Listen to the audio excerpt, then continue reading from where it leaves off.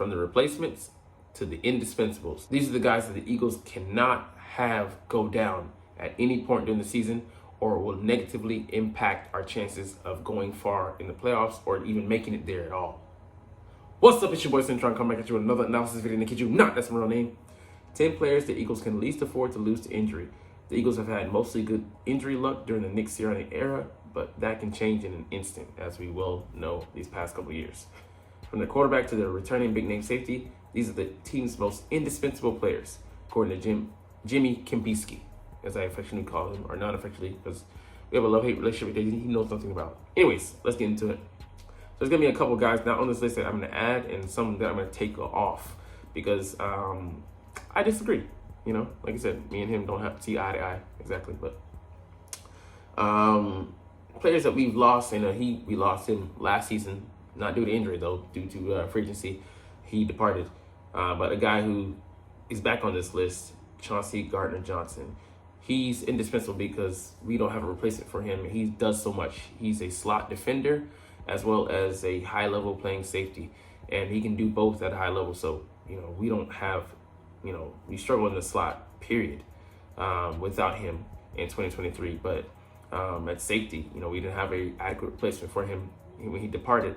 And hindsight, in 2020, we should have gone after him and gave him the contract he wanted over keeping James Bradbury, as he infamously had a down year, collapsed, but, along with our season. But, like I said, that's hindsight, so nobody saw that coming, but, he, just looking at, degradation in his skills and what he's always been, he's never been a highly athletic guy, but when Father Time Nick come knocking, he kind of busted down the door a little bit. So, but Chauncey, he missed time here with us with a rib injury. It's 5 games, I believe. But, during that period, we were lucky to have, other Marcus Epps, the other safety who was, steady, not spectacular, but Reed Blankenship waiting in the wings. This time we don't. Reed is being counted on as a starter now. And Chauncey, like I said, he wears multiple hats in that secondary. So at least until the young guys are up to speed, we don't know what we're going to have, by way of them. We know that he can fill that role down there in the nickel and play at a pretty high level. But yeah, his swagger and confidence is definitely something that was missed on this roster last season. So just a great guy to have, man. Be wearing Kobe, number 8 this year. We'll see. Anyways, next, Dallas Goedert. He missed time last season, as he did in 2022 as well. This time with a broken forearm, but we definitely had to rely on some spare parts. Guys who were inadequate and able to replace him. Some of all parts, basically, because things weren't pristine when he was in there, and then took a nosedive when he went out because we were relying on his consistency when we weren't relying on it consistently, if that makes sense.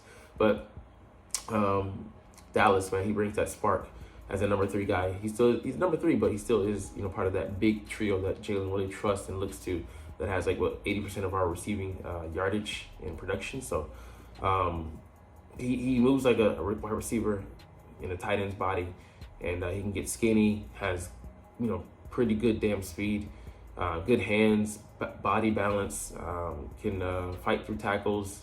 Hopefully, he doesn't fight through the wrong type and go down with a broken forearm again. But yeah, he's a top 10 tight end in this league. Now, they let him slip to the top 15 last year, but he's way more talented than that. I'm interested to see how he's gonna be using this Kellen Moore offense. But the fact that he's gonna be able to move around and be hopefully more of a matchup nightmare is gonna really show you his value this season, I believe. So we lose him. We lose an integral part of our passing attack because he can attack the intermediate part, stretch the field. He can even be, a distance guy, a deep guy, if he so wished.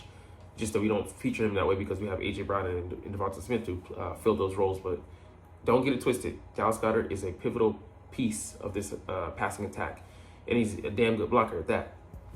So we just had a replacement for that. It's a precipitous drop-off, to number 2 from his position. Saquon Barkley, he's new to the team, but he's already going to be an integral part because we haven't had a running back of his talents, maybe ever, but, the guy is just built like a brick shit house. And, Quadzilla, they dub him. He's explosive, 4'4", has good hands, can run routes out the backfield as well as line up in the slot at times. And he's a good pass pro guy, one of the top 5, I believe, last year, maybe the top ranked back last year. So he's had off seasons and staying healthy, but he's run behind some porous, non-talented lines there in New York.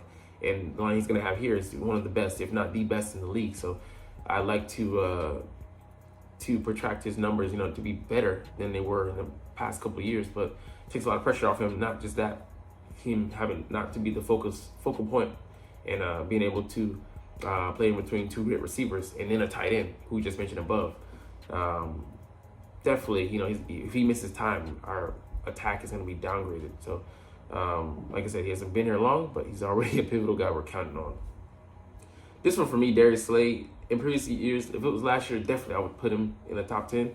I don't this year just because his replacement, while he's a greenhorn, I believe he could be adequate. And it also comes with the emergence of another guy. What's his name? Isaiah Rodgers.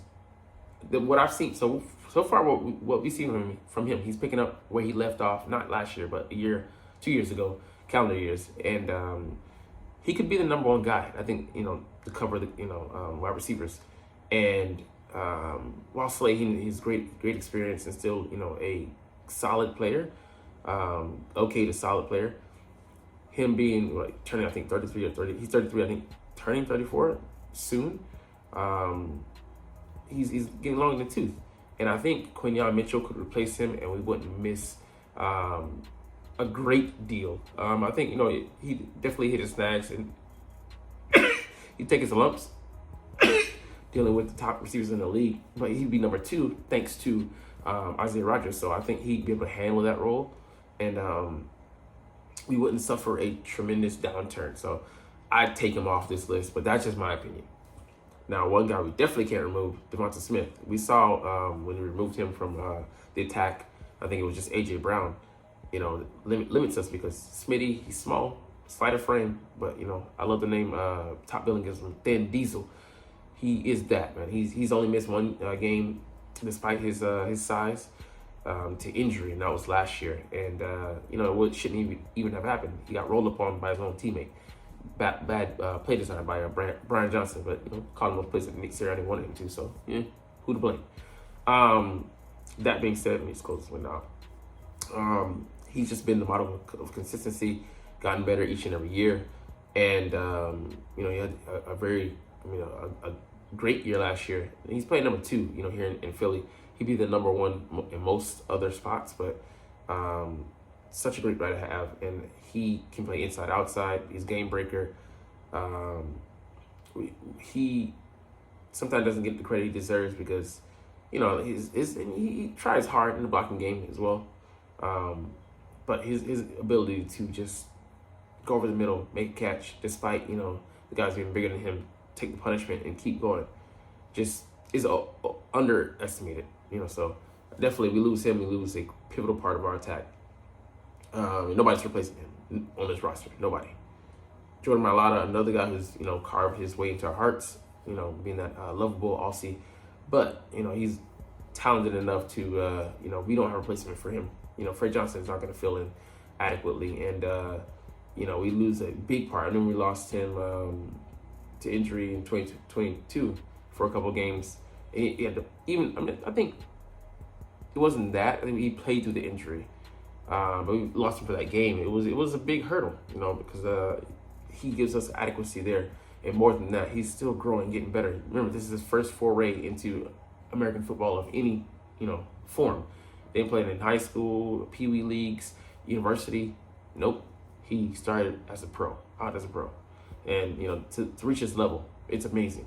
A credit to him and a credit to, the coaching staff, Jeff Stoutland, rounding him into shape and molding some raw putty into some premium fine clay. So, I love Mailata, and like I said, I think he's still on an upward trajectory, still getting better. He can, make his first Pro Bowl or potentially All Pro. Could be this year. I definitely think Pro Bowls are within his sight. So if you lose him, man, it'll be tough to replace him on the left side. Jalen Carter, another guy who just got here, but he's definitely pivotal to the attack. So or defense. I mean, the young man came in and played like an All-Pro at points during last season. Only done in by his, not immaturity, his just lack of experience. And I think, he's gotten in the lab, gotten better, probably gotten better as a hand fighter, hand usage, and he was strongish to begin with. And, he gets some technique and consistency to his game. Oh, man, the sky's the limit. Could be an All-Pro. So, not saying this year, but he's on that trajectory. And if we lose him, not even his talented teammate, Jordan Davis, is going to be able to replace what he brings to the table, man, because he demands attention. And that was as a rookie last year. He's stepping into his second year. Watch out. Lane Johnson, just you can look at the record. We're 11-22 without him, so we need Lane Johnson to be healthy. And if you want to look at a microcosm, look at the Jets game last year. We were fine on that first drive, and we lost him in the game because they started attacking Jack Driscoll, our replacement, he's an okay tackle, but the Jets passing tackle was the wrong game to lose him, and we couldn't compensate. So he's just that big of a presence, a future Hall of Famer, we all believe, and one of the best tackles graded out over the past 5 years, and he took a dip last year and was still easily top 5 at his position. I think maybe the best at his position, but top 5 amongst tackles, regardless of left or right side. So the guy just is amazing. He's amazing. And we're going to be worse off for the wear when we lose him initially, but, hopefully we can train up the guy, draft him next year in 2025, and then have a couple of years to get him up to speed, man, because it's going to suck when Lane retires, bro. All right, the second, number 2 guy, A.J. Brown, just look at the stretch. 131, 175, 127, 131, 137, 130, 1, 2, 3, 4, 5, 6. That's probably easily 700, almost 800 yards over that stretch, which is insane. It was an NFL record, 6 consecutive games with 125 plus receiving yards, and not even counting the touchdowns. 1, 2, 3, 4. Or 5. Sorry. Jay, when we get down in the red zone, we don't throw too many TDs. That's the only one of my only knocks on Jalen. Gotta throw me more TDs, man. To take advantage of that cadre of receivers that we have. The duo, I should say. I love that word, so don't follow me. You're not even watching though, because it's late in the video. So, anyways, man, AJ he finished with 1,400 yards. Disappointing conclusion because he had a hot middle and a slow stretch and a slower last half. But man, I really think Kellen Moore is going to set him free. He's going to be on pace for that or more this year. And, that's going to really make the difference for him night and day. But when he's out of the lineup, we saw it in the Tampa Bay game, how things went. It was back to 2021, Goddard and Smitty and Quez, and, just wasn't enough. And the number 1 guy, obviously, is Jalen Hurts because he's such a dynamo that without him, and not just his on-field presence by way of his arm talent and mobility, but his leadership, man. We miss a lot, So when Marcus Mariota was in there, things were moving to a certain degree, but just the belief, just didn't feel right. So such a difference maker and such a guy, a talented guy, talented young leader at that.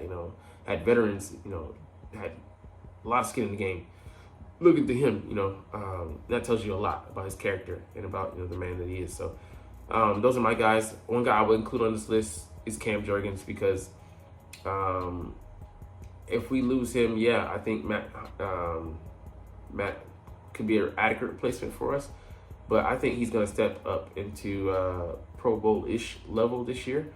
I'm not saying that he like I said, he doesn't have to get the qualifications. Hear his name called. That being said, I think he'll be much better at center than he was at right guard because that's his more natural position. He played out of position and he still was doing okay to solid at times. So an honorable mention, I would say Bryce Huff because I think he's going to be the catalyst to our pass rush, and without him, I think, you know, his energy, constant energy, and then his technique, you know, no one's going to be leading the charge because Sweat showed it. Last year, he's not that guy. Hassan was. And I think he's the replacement for Hassan Reddick. Two names mixed. Anyways, and the last guy on another honorable mention, Devin White. And yeah, I know you say, you know, we got Oren Burks waiting in the wings. Maybe Ben Mansumer could be. We have Jeremiah Trotter who could maybe get up to speed, or, you know, he's a rookie. Come on now. Temper your expectations. But and we have Oren Burks. I don't think there's gonna be a guy that matches his indispensability as far as what he provides in pass coverage. He already became our, you know, best pass coverage linebacker when he signed on the dotted line. And then his well, of course, his speed, you know, which allows him to, you know, to do different things, but his blitzing ability, which I think is going to give us another notch, another weapon to work with. Inside linebacker that can blitz, and Kobe can do as well, but not as good as this guy, man. He's just he can missile, and unblocked, watch out, he's a terror. So think I made the cuts because, I mean, like, we have linebackers I think that could fill, you know, as a good replace him, but his speed just puts it on another level as far as just like what he'll allow others to do, and the ground he'll be able to make up and cover for his own mistakes as well. So anyways, we'll get up out of here on that note. But hey, you're not even watching though, but it's all good because I love making these videos and I love talking about the freaking stinking Philadelphia Eagles that I love. So we'll try to do this officially, but as always, it's fly Eagles fly, and let's motherfucking go. Like, comment, share, subscribe if you Thanks for watching. Check me out at Cintron Anime, Cintron Life, or Cintron Laughs, or other social media.